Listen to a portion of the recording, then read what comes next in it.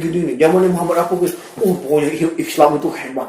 Itu ilmuwan-ilmuwan yang menemukan teknologi termasuk kamera dan sebagainya itu adalah peradaban hasil sejarah dari warisan dari umat Islam, ilmuwan Islam. Kita bangga dengan peradaban masa lalu umat Islam, tapi kita tidak berpikir peradaban apa yang akan kita buat di masa kita agar kita dikenang oleh generasi setelah kita. Pernah gak mikir itu? Enggak. Kita hanya bangga dengan masa lalu dan bingung dengan masa depan. Harusnya kita menjadikan masa lalu sebagai pembelajaran dan kita membuat sesuatu yang lebih baik untuk masa depan. Nah, ini umat Islam itu kehilangan visi misi sebenarnya. Kehilangan visi misi. Dan Islam itu kan tersebar karena dua, dakwah dan jihad. Sekarang yang dakwah aja sedikit, apalagi ngomongin jihad. Antum di pesantren dulu 900 Ustaz angkatan antum. Yang ngiri dai seperti antum kehitung jari pasti kan? Nah, sangkatan mau kerhiji. Tuh, angkatan kerhiji ya jadi dai kan. Nah, ini fakta. Anak akhirnya baca. Di Indonesia itu ada kurang lebih 28.000 sampai 30.000 pesantren yang terdata. Ada 18 juta santri aktif.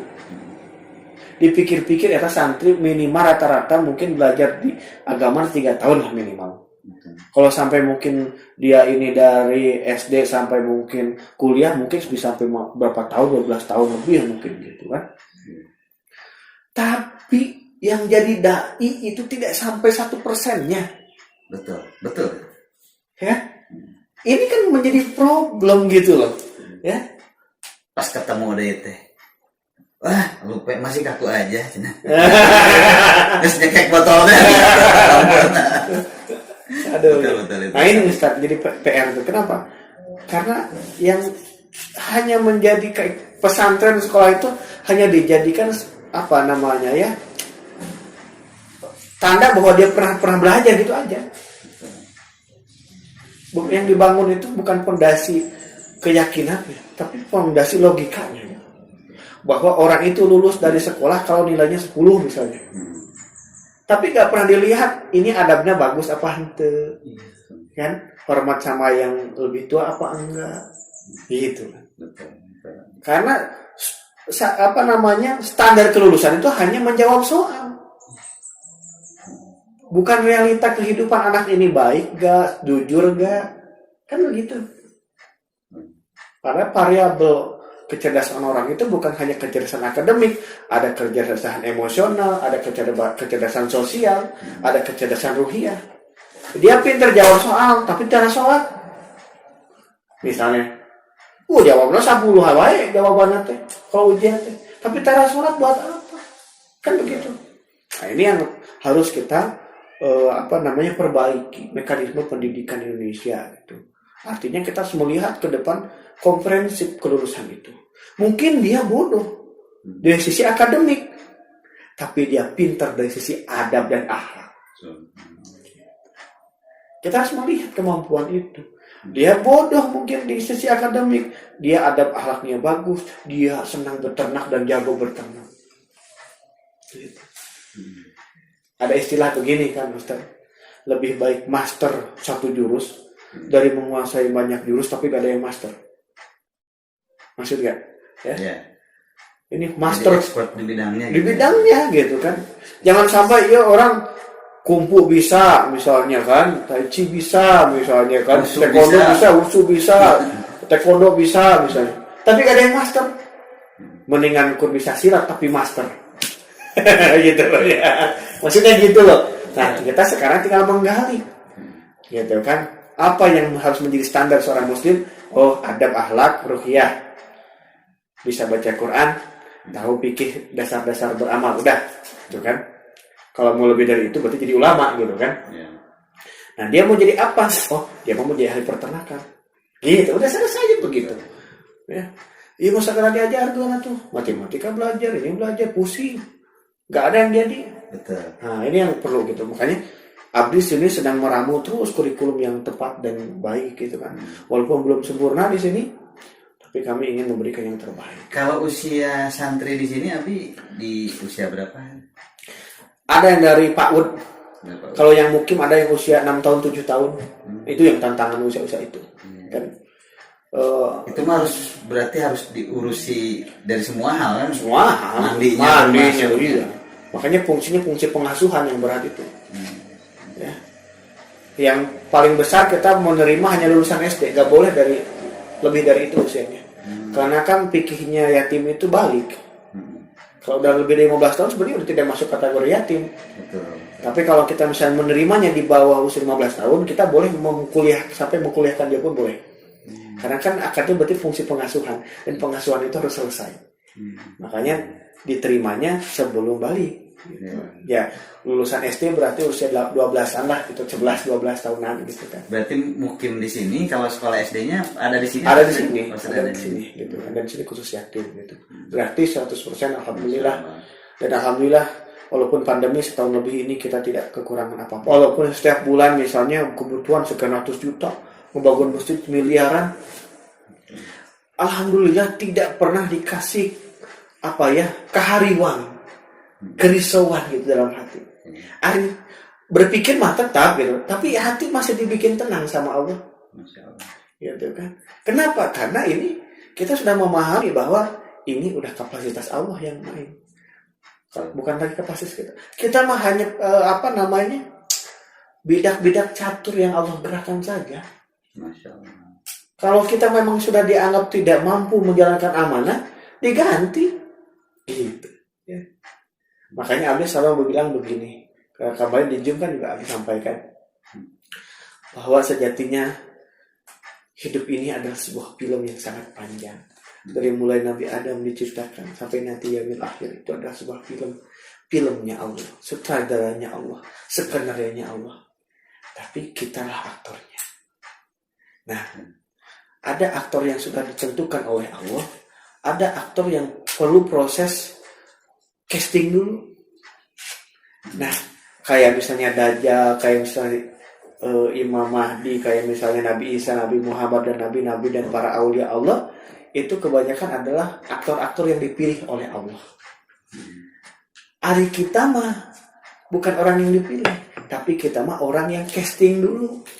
Antum teh mau jadi aktor bagian apa? Kan begitu, antagonis atau apa gitu kan? Kita sedang casting sejatinya ini tuh. Nah kebetulan memang dulu Abdi biarnya punya impian pengen punya sekolah gratis, casting, lulus ternyata gitu kan, diluluskan oleh Allah. Nah setelah jadi aktornya Allah, namanya juga aktor, digaji naku Allah sebagai sutradara, difasilitasi oleh Allah sebagai sutradara. Nah sekarang PR-nya apa? Bagaimana memperbanyak umat Islam untuk casting kepada Allah, mengambil peran-peran yang masih kosong. Casting ngurusin yatim, casting ngurusin doa apa, casting ngurusin umat, ngurusin kesehatannya, ekonominya, pendidikannya. Casting itu masih banyak yang kosong. Gitu. Kalau diterima oleh Allah, maka apapun yang diperlukan selama kita jadi aktornya Allah, Allah akan penuhi. Makanya saya selalu bilang, pastikan dulu Anda punya tujuan menjadi aktor Allah di bagian apa. Maka ketika Allah anggap antum layak menjadi aktornya, berapapun dana yang antum butuhkan Allah akan kasih. Subhanallah. Gitu. Makanya Abdi ada mau masjid, RAB berapa? 10 miliar, nggak usah aja. Allahnya pengennya segitu. Gitu kan. Ini udah habis 8 miliar Ustaz. Masya Allah. Dan 14 bulan, terus 14 bulan.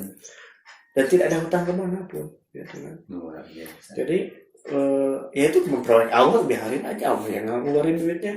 Nah jadi orang stres deh, bukan duit kurang kalau begitu kan. Nah terkadang kan orang tuh begininya. Iya. Ustaz kumaha bikin duitnya di mana? Gimana cara? Ya kumaha Allah, cara kemana gitu kan? Karena antum dan saya beda. Mungkin antum mau tiba-tiba mengihat takarut gitu kan. Kalau anda memang ada kawan-kawan yang support, ada memang umat yang tiba-tiba Allah gerakan gitu kan. Beda-beda caranya gitu. Tapi masalah urusan hati kudu sama. Yakin kau. Gitu. Ustaz mah ada malah acis nyaliran. Baca nen harus gitu banyak. Tapi ada yang ini isu-isu tersebar. Yeah. Pertama anak orang sakti. Apalagi kan ini kan maksud jampangnya walaupun apalagi pakai bendo deh. Bendo gitu kan. Sakti. Terus Kedua teh cenah eta yang ngirim ti Saudi 4 triliun. Habis macam-macam cek teh pikir-pikir ari kemarin info di mana dan pernah ngomong gitu kan. Setelah gedung jadi itu dikira itu masalah teh selesai. Ternyata perlengkapan santri teh banyak. Ranjang, kursi, bantal. Nah, itu banyak begini. Akhirnya kan udah sadar, oh ternyata memang tidak sesederhana itu bikin pesantren teh komplek gitu kan. Ada santrinya. Nah, Ustadz nanti mana? Gitu kan nyari Ustadz yang pusing juga. Udah ada Ustadz, ada santrinya sakit. Aduh, kudu aya dokter atau di dia nanti teh. Terus berpikir begitu Ustadz ke depan. Akhirnya, santri banyak tuh makannya banyak. Akhirnya kan bikin pertanian, bikin peternak, bikin perikanan. Sebenarnya karena kedorong rasa butuh Ustadz. Jadi akhirnya berpikir harus ada nih dari sisi ekonominya harus kembangin kan. Karena waktu itu anak berpikir mungkin sekarang anak masih muda masih ada tenaga. Makin lama anak makin tua makin gak ada tenaga. Masa terus ikhtiar terus. Anak juga ibadah gitu kan yang sifatnya ruqyah secara pribadi itu lancar gitu kan. Kayak kemarin 10 Ramadan terakhir kalau batur mawara itikaf gitu. Boro-boro Ustadz pikiran THR karyawan, santri pulang kudu di amplopan.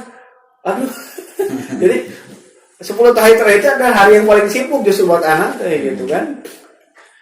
Ada batur mal karena mungkin pekerjaan libur. Jadi bisa itikaf. Ya mungkin ngebagiin zakat, titipan zakat kan. Masya Allah gitu.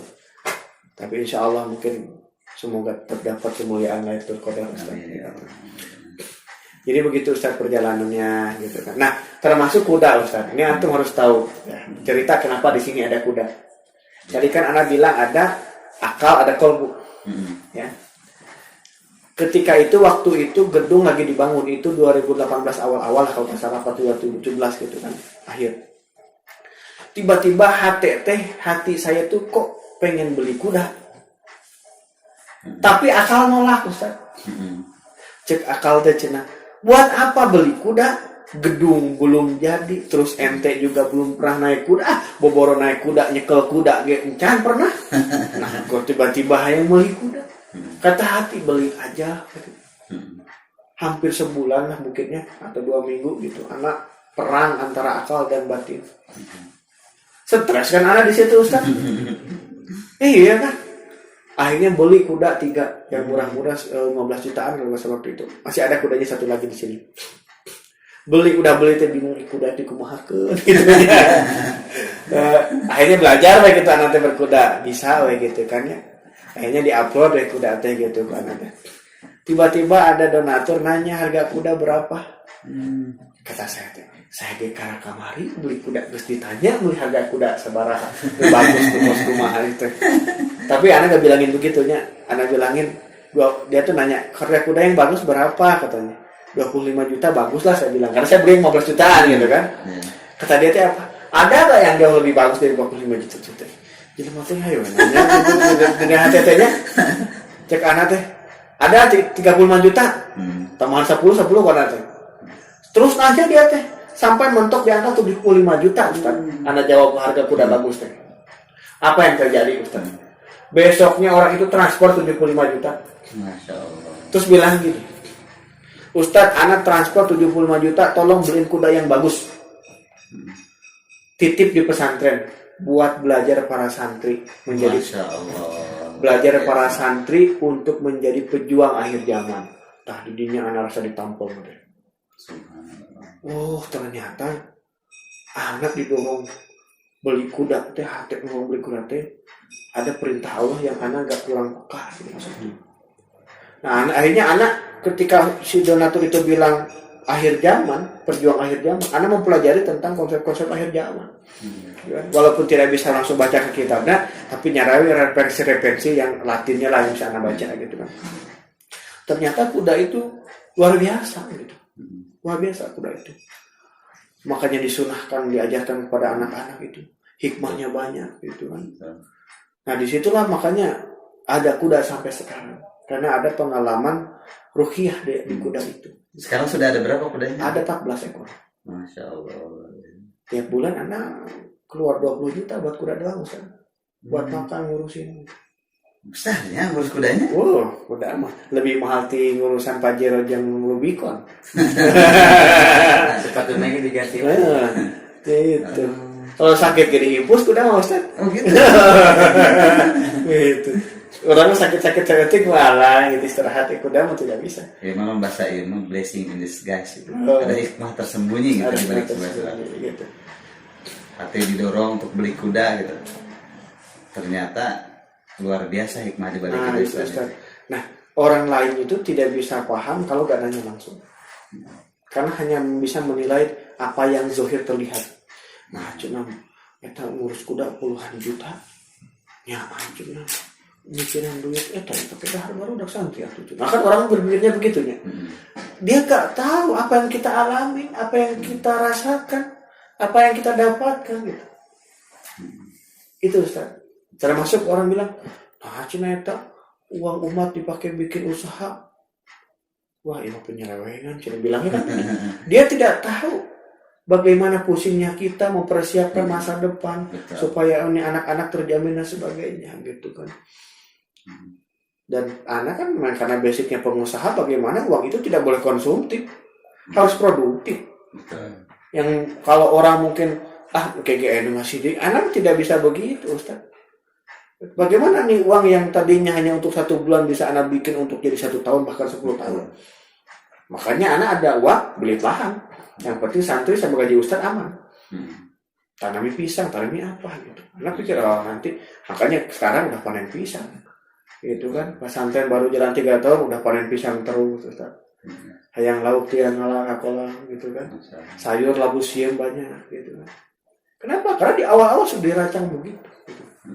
Ketahanan pangan, ketahanan ekonomi. Nah orang-orang teh baru paham setelah ya tahun-tahun sekarang. Oh dulu teh maksudna meuli rusak teh jang kieu, aya kuda teh jang kieu. Oh mau di tanah luas teh jang kieu. Baru paham sekarang. Makanya 2 tahun terakhir ini banyak yang kesini. Hampura baru Ustaz, habis ujian ke Ustaz. Banyak Ustaz yang begitu. Jujur.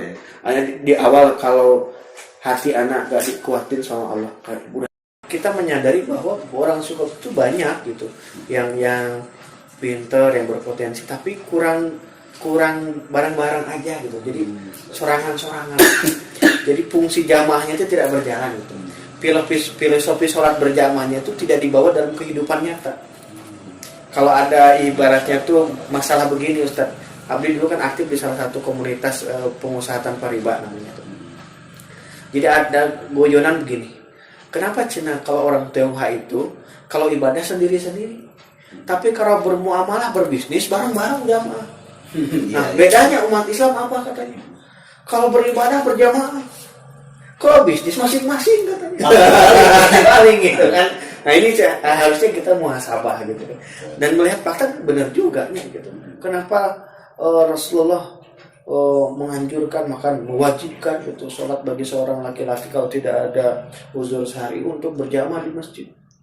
Itu tuh bukan hanya untuk di masjid, tapi juga harus dibawa dalam kehidupan sehari-hari. Kenapa laki-laki? Karena laki-laki itu pemimpin, baik untuk dirinya sendiri, untuk keluarganya, untuk umat, gitu kan. Laki-laki itu adalah pemimpin, makanya haram perempuan memimpin dalam Islam itu. Hanya laki-laki yang boleh memimpin. Nah disitulah laki-laki ini harus sebanyak dikader, gitu kan. Nah ini pandangan Al-Fakir lah ketika banyak berinteraksi dengan orang-orang yang berbeda lintas haroka, lintas pesantren gitu. Ternyata lebih kaya gitu. Dan kita ini memang nggak boleh sekarang dibatasi mentang-mentang saya di Harakah A, dia di KB tidak mau gaul, jangan. Justru kita punya kelemahan dan kelebihan, Harakah lain juga sama. Kita pelajari kelebihannya, ya kan? Gak usah diambil kelemahannya. Sama, kita juga berbagi kelebihan kita, jangan dikasih kelemahan kita. Luar biasa ini. Tokoh muda, tokoh pemersatu umat juga ini. Harus gitu. Karena gini Ustaz. Ya. Umat Islam ini, kenapa kan Rasulullah menggambarkan nanti itu akan ada masa di mana umat Islam itu dikerubuti oleh musuh-musuh seperti mengambil makanan gitu kan ya. Kata sahabat kan bertanya, Kenapa kok bisa seperti itu ya Rasulullah? Apakah karena waktu itu jumlah kita sedikit? Tidak, katanya. Jumlah kita banyak, tapi seperti buih dilakukan. Kenapa itu? Karena umat Islam dijangkit dua penyakit. Cinta dunia dan takut mati. Penyakit lahan teh aja. Nah inilah katanya. Berarti apa? Oh, kita itu sedikit aja kalau bersatu kuat. Ya. Apalagi kalau udah banyak bersatu. Betul. Tidak akan terkalahkan. Kan eta. Cuman itu tadi terkadang ya mohon maaf banyak orang-orang yang terbeli ilmunya, imannya oleh harta dunia. Karena penyakit lahan tadi cinta dunia.